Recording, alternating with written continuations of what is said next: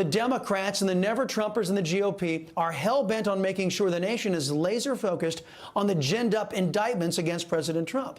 The reason they do this are simple. Well, several reasons.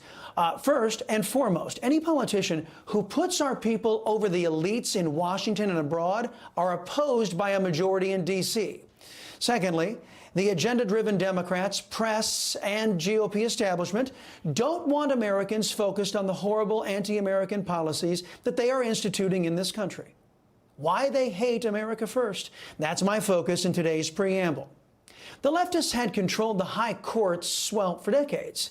They told us we had to respect stupid decisions like inventing a constitutional right to slaughter children in the womb, the Plyler versus Doe case that said Americans must pay for the education of every child on planet Earth so long as that child could get to this country, among other silly and costly rulings.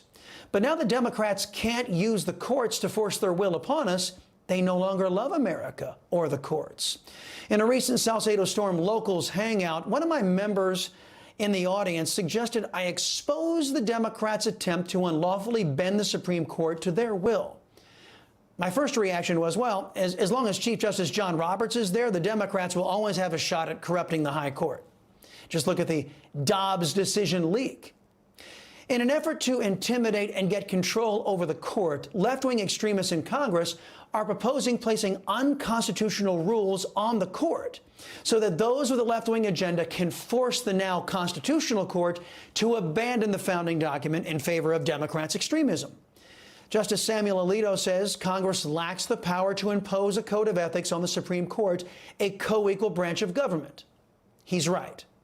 But this is just the latest attempt by Democrats to impose an unfair standard in America, one where they are always right and in power, and where nobody has the standing to oppose them.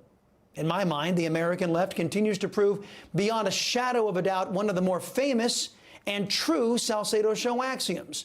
It states, Democrats and leftists project qualities onto others that they themselves have in abundance. In short, if a Democrat's accusing you of something, chances are he or she is guilty of it. Democrats like Hillary Clinton, Adam Schiff, Joe Biden, and their allies in the fake news press declared for years that President Trump was selling out America to the Russians. It was a lie. As it turns out, evidence suggests that it was Democrats who were guilty of that crime. House Oversight Chairman James Comer releasing bank records detailing the Biden family's influence peddling schemes.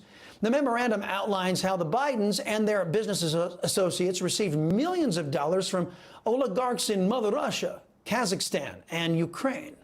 According to documents that the FBI tried to hide from the American people, Joe and Hunter received $5 million apiece from a Ukrainian oligarch they strong-armed in exchange for getting a prosecutor fired. The prosecutor was looking into the energy company Burisma. Joe Biden is on tape bragging about fulfilling his end of the bargain. They were walking out to the press conference. I said, no, I said, we're not going to give you the $1 billion.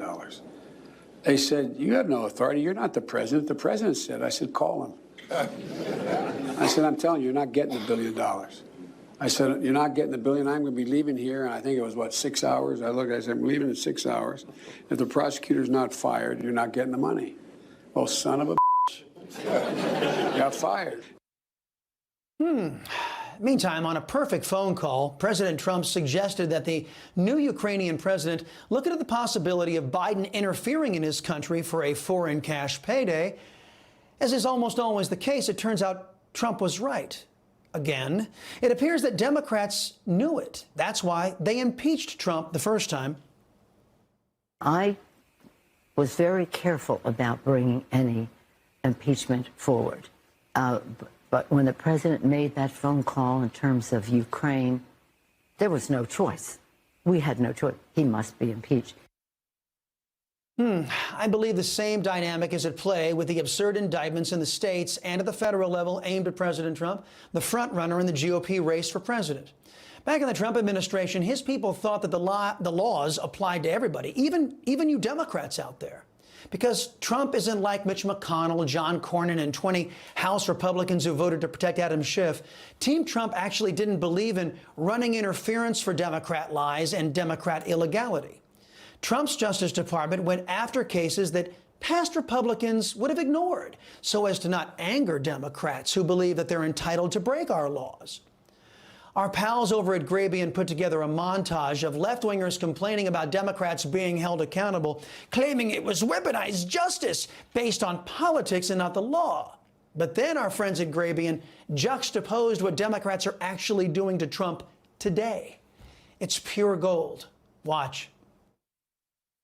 Now that he's got the right attorney general in position to do it, we now know they really have been trying to gin up criminal prosecutions and criminal investigations into the president's perceived enemies, politically motivated persecution, right? Courtesy of Bill Barr. I'll roll in the FBI on you. That's how banana republics work, right? The home of the 45th president of the United States has been raided by the FBI. Mr. Trump is using the Justice Department to go after his perceived enemies. I feel worried about the prospect of the Justice Department being used as a tool of this president or any. In our little banana republic, any capable prosecutor can get a grand jury to hand down an indictment of something as innocent as a ham sandwich. Today, an indictment was unsealed, charging Donald J. Trump. Breaking news on former President Trump. He's been indicted for the 4th time in 5 months. Bill Barr, on the president's behalf, is weaponizing the Justice Department to go after the president's enemies. When you win an election, you don't seek to just prosecute the losing side. Aren't they just precious? It's the Chris Salcedo Show axiom. Leftists project qualities onto others that they themselves have in abundance. Democrats believe they shouldn't be held accountable, while also claiming they have a right to use and abuse the law to take out their political opponents. The Soviet Union did this. Vladimir Putin does it today. China does it today. Anywhere where left-wingers are allowed to rule unopposed, justice doesn't exist. Is it indictment? It is an indictment on America's Democrats and the Republicans who surrender their voters to those Democrats. It's very un-American.